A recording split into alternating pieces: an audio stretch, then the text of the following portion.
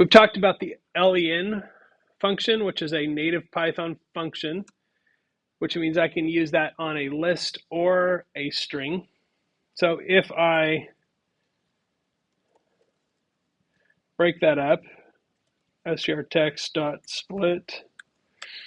So if I say print len strtext, it's going to give me the number of characters in the text, which is 30, right? This is 30 characters long.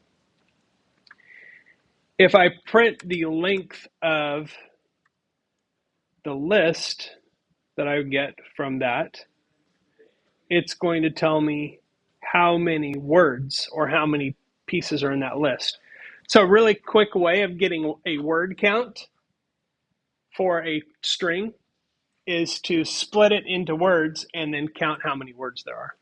So 2 steps and you're done with that. So that's how you can get a word count very easily.